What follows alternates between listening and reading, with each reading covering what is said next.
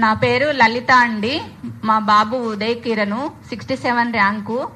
మేము మారుమూల పల్లెటూరు నుండి చాలా అంటే చాలా రోజుసరి నెలసరి కాకుండా రోజుసరి బతుకుదేరు మీద మేము మా పిల్లల్ని ఫస్ట్ ఊర్లో తెలుగు మీడియం నుండి ఇంగ్లీష్ మీడియం చదివించాలని ఇక్కడికి సిటీకి వచ్చి చెరొక జాబ్ చేసుకుంటూ మా వంతు కష్టం మేమేదో కష్టపడ్డాము. మా పిల్లల తరపున మేము ఎంత కష్టానికైనా సరే అని మేము కష్టపడి రాత్రంతా నిద్ర లేకుండా కూడా మేము కష్టపడ్డాం. సర్లే ఇంతటి వద్దో మా బరువు బాధ్యతలు మాకు అయిపోయినాయి, మా కష్టాలు అనేది మా వరకే అనుకున్నాం. కానీ మా పిల్లలు వచ్చేసి ఇప్పటి వరకు 3 దసరాల నుండి మా బాబు ఒక్కరోజు కూడా మాతో స్టే చేయలేడండి. అంత కష్టపడ్డాడు.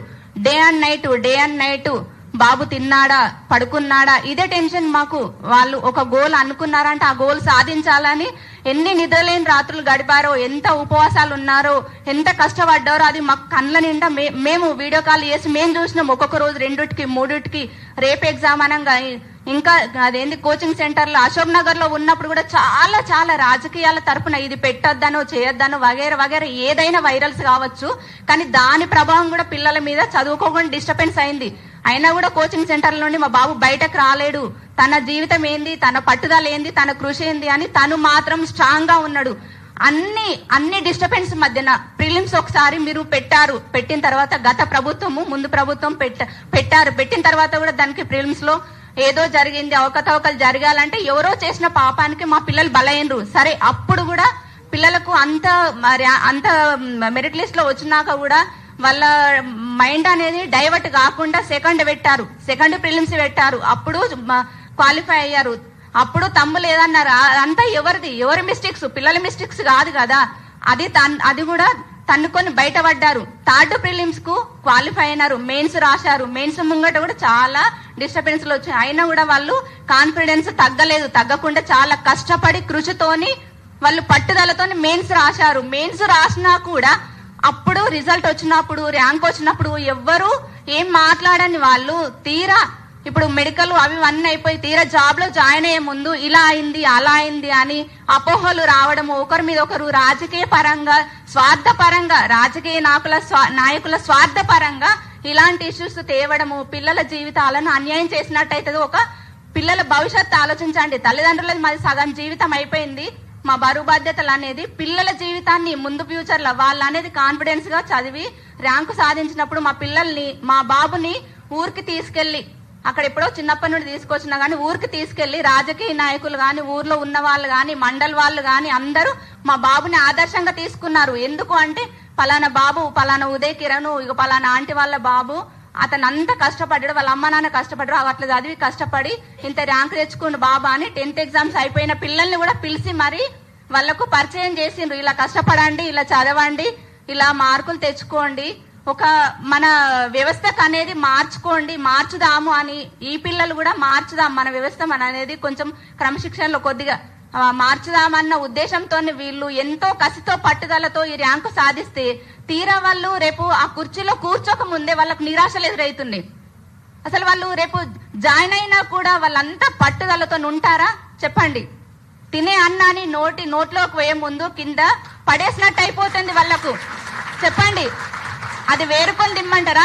ఆ అన్నం కింద పడ్డ అన్నాన్ని వేరుకొని తింటారా? ఆ వేరుకొని తిన్నా మళ్ళీ ఎగ్జామ్ పెట్టాలి అని అంటున్నారు. సపోజ్ కి న్యాయ వ్యవస్థను నేను తప్పు పట్టట్లేదు, న్యాయానికి ఎప్పుడు అభినందనలు, మేము అందరినీ గౌరవిస్తాం, మీడియా వాళ్ళని గౌరవిస్తున్నాను, న్యాయ వ్యవస్థను గౌరవిస్తున్నాను. కింద పడ్డ అన్నాన్ని మళ్ళీ తిరిగి తినండి అంటున్నారు, రాయండి అంటున్నారు.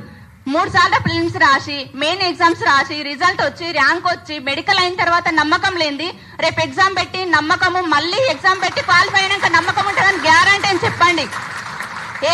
ఏ రాజకీయ నాయకులు దీనికి అండగా ఉంటారు చెప్పండి? రాజకీయ వ్యవస్థలో వేసుకోండి, విద్యార్థుల మీద రుద్దకండి దయచేసి. నేను ఏ పార్టీని ఉద్దేశించి మాట్లాడటట్లేదు, నా పిల్లల భవిష్యత్తు గురించే, మా ఇక్కడ ఉన్న అందరు తల్లిదండ్రుల పిల్లల భవిష్యత్తు గురించే మాట్లాడుతున్నాము. ఇది ఒక్కటి మాత్రమే పరిగణించండి.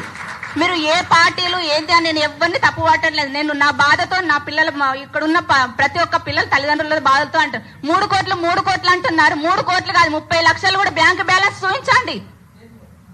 ఎవరినో ఉద్దేశించి మాట్లాడట్లేదు. ఈ 3 కోట్లు అనేది ఎంత అసలు పిల్లల్ని సంస్కారంతో పెంచి ర్యాంకులు సాధించి పట్టుదలతో సాధిస్తే ఇవాళ ఎంత దౌర్భాగ్య స్థితి.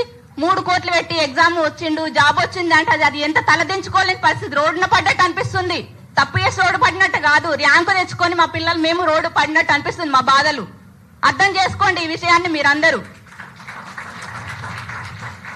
ప్రతి ఒక్కరు అందరినీ కలవాలంటే కలవలేరు. ఏ సీఎంను కానీ ఇంకా ముందు ప్రభుత్వాలను కానీ ఇప్పుడున్న ప్రభుత్వాలు ఎవరిని తప్పుపడట్లేదు. వ్యవస్థ అనేది, సిస్టమ్ అనేది మారాలి. ఇప్పుడు ఇంతకు ముందు పిల్లలు, ఇప్పుడు మొన్న 10th అయిపోయిన పిల్లలు, ఇంతకు ముందు పిల్లలు, మా ఫ్యామిలీ పెద్ద ఫ్యామిలీ, మా పిల్లలందరికీ మా బాబుని ఆదర్శంగా చూపించిండ్రు. ఇలా చదవాలి, ఇలా రాయాలా అని.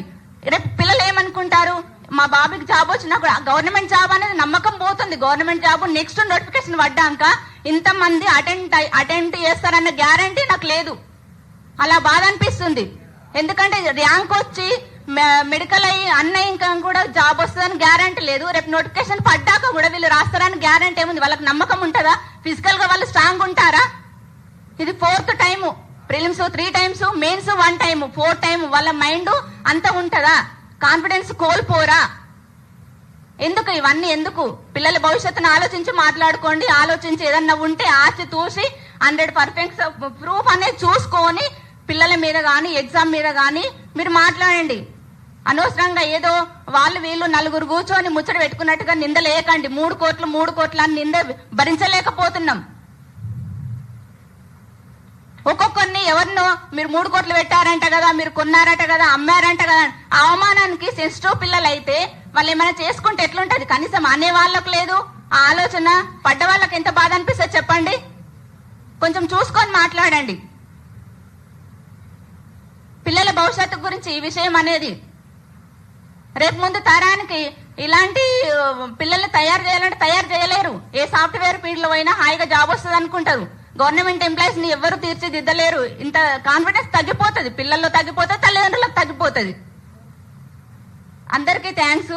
దయచేసి ఏమన్నా తప్పుగా మాట్లాడి ఉంటే క్షమించండి. ఇది వచ్చింది మాలో బాధ, ఆవేదన తప్ప ఇంకా వేరే ఎవరిని ఉద్దేశించి కాదు.